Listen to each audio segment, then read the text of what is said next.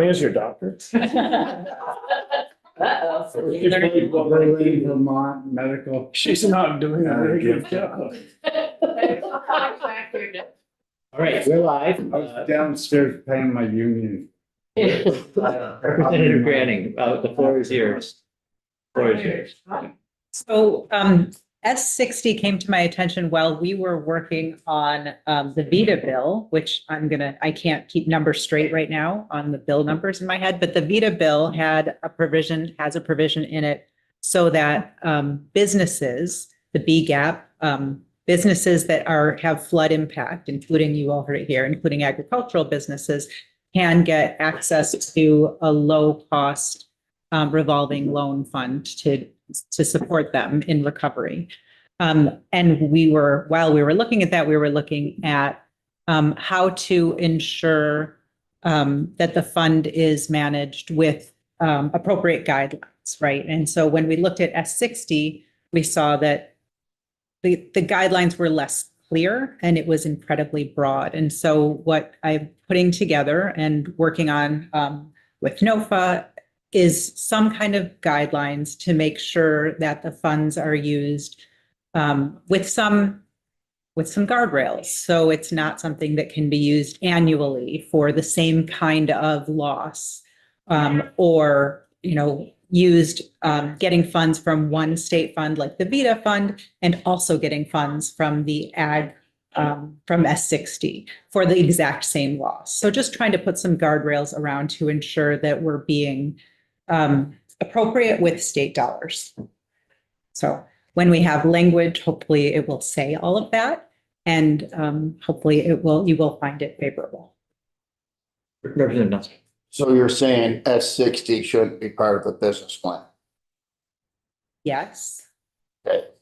So listening to talk, chatter,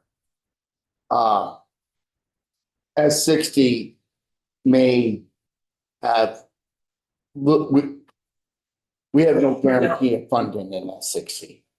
Okay. It's not VITA. And there may be a provision that says it's only up to 5% of the amount of funding available.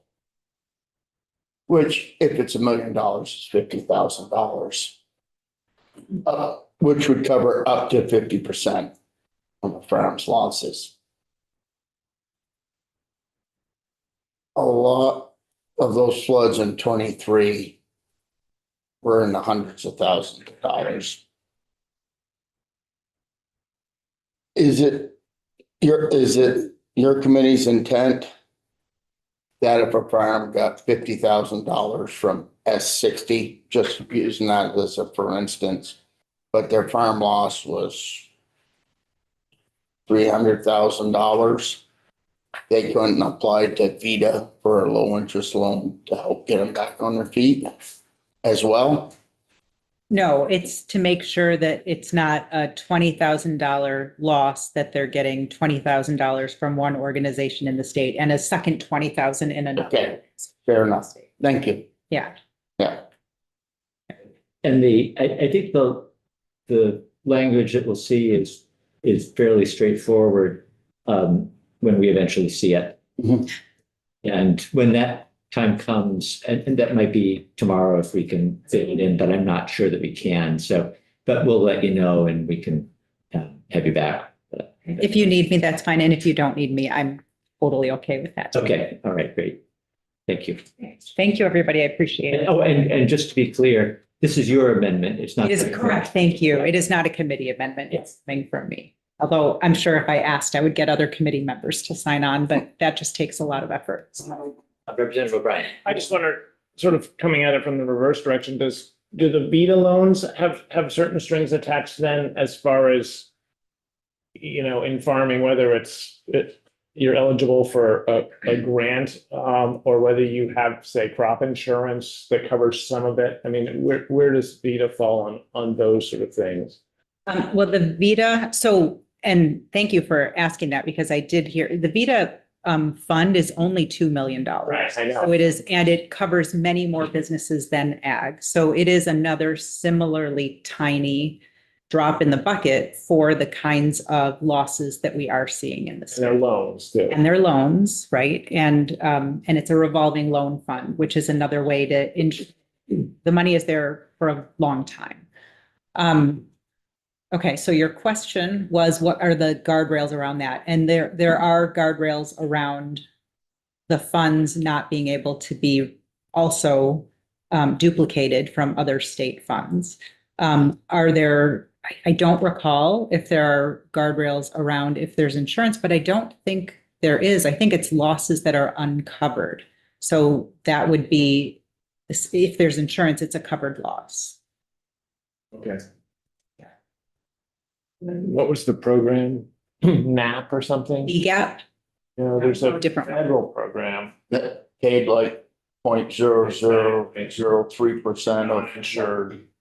That everybody said was not, useless. It took an enormous amount of paperwork and you got almost no money, but I wondered if those were for uninsured crops, so whether something like that also would come into a VITA I think position. uncovered losses is if you're getting money for it, it's covered, right? So I think if you can't get money for it, then it's uncovered losses.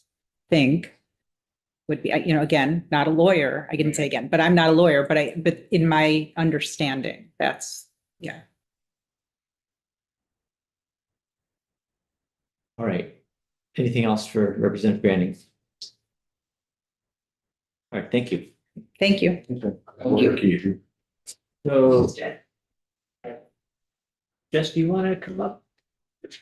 Do you want to take a short break or? Oh, Chair Duffy, we were thinking it might be more appropriate after you've seen the language. Okay. We don't want to That's go over fine. our skis on testifying. I think that's a good idea, yeah. So I know that we had looked at some language yesterday, and I think there was just a communication breakdown somewhere between here and there. So I think what we'll do then is say to the committee, we'll stop here. Michael Grady is tied up in the Senate until I think it's at least 3:00. And I don't, we need to keep people for half hour just to look at a line, what I think is a line. We can do that, try and do that tomorrow. Just taking the notes. Are we still on? We are, yes. Off the air. But is there any other committee business before we adjourn?